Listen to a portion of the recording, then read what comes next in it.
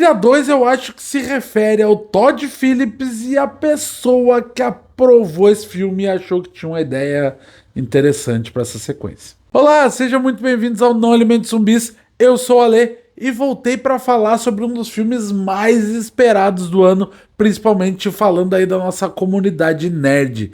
Sim, eu tô falando de Coringa Delírio A2, que estreia nesta semana nos cinemas. Nesta sequência nós temos o primeiro filme e agora com a Arlequina.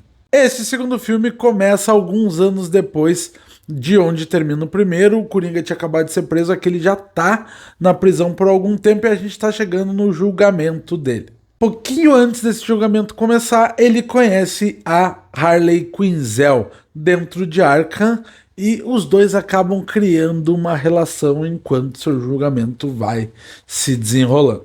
A primeira coisa que a gente pode tirar da frente é se o filme é ou não é um musical, porque tinha muita gente relativizando ou negando que fosse, e definitivamente é um musical, tem todos os elementos de um musical, tem música pra cacete, e tem a Lady Gaga cantando e cantando e cantando. A gente já vai chegar na Lady Gaga daqui a pouco. Sabe, talvez se eles tivessem pensado em outra atriz pra fazer a Harley Quinn, talvez não teria sido um musical. Mas eu tenho certeza que você que está assistindo já está pensando, mas ela falou que era um delírio. Sim, fica claro que as músicas são durante delírios, pelo menos no título e no texto, já que no filme esses delírios eles não são palpáveis, eles não são vistos e é mais um problema no filme. Tu bota um delírio no título e esse delírio não existe. As canções não são delirantes, tu não sente uma mudança de tom, uma mudança de fotografia. Ele até tem pelo menos duas cenas que é longe de onde eles estão, mas as duas cenas são ruins e o corte para elas também é bem bruto e essa cena não faz sentido nenhum para a narrativa num todo.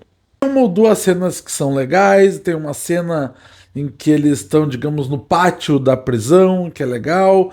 Tem outra cena em que ele tá delirando na frente de uma TV dentro da prisão ali, onde ele começa numa posição, faz todo o número e termina na mesma posição.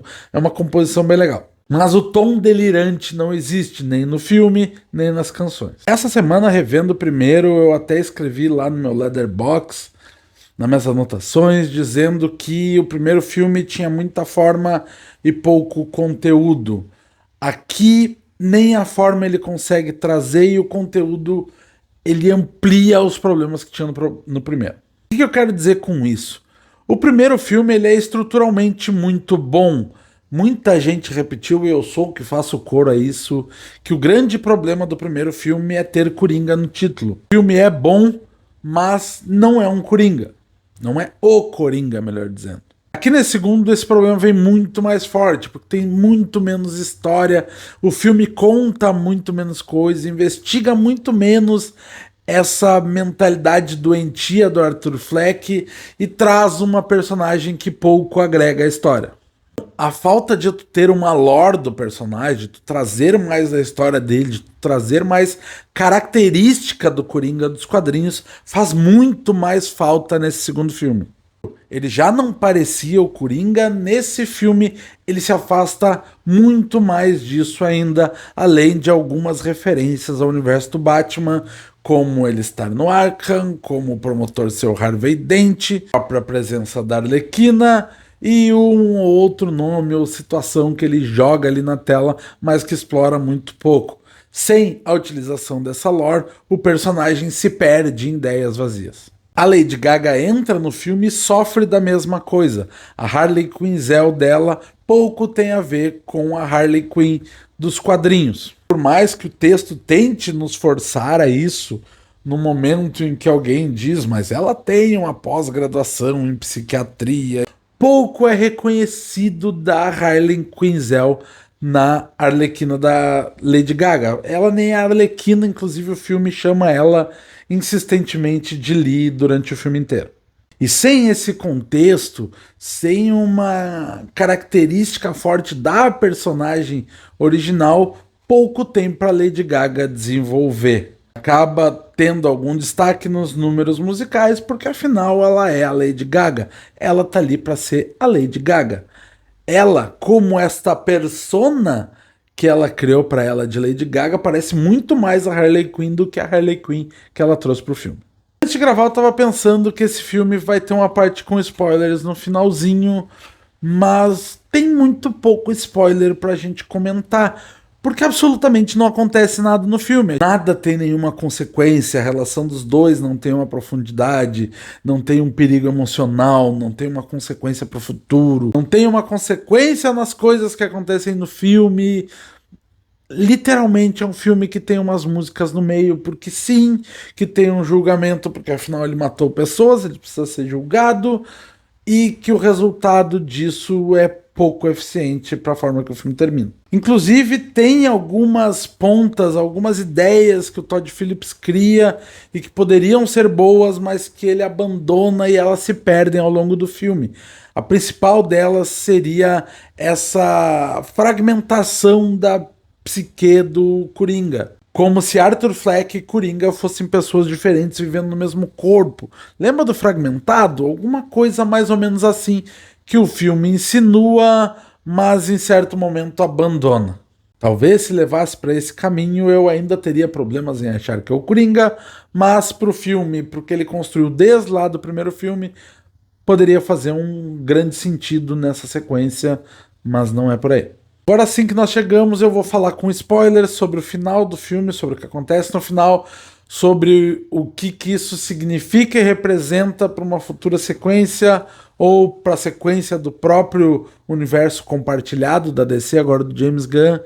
Mas se tu não quiser saber, volte aqui em outro momento, depois que assistir, e comenta com a gente o que vocês acharam.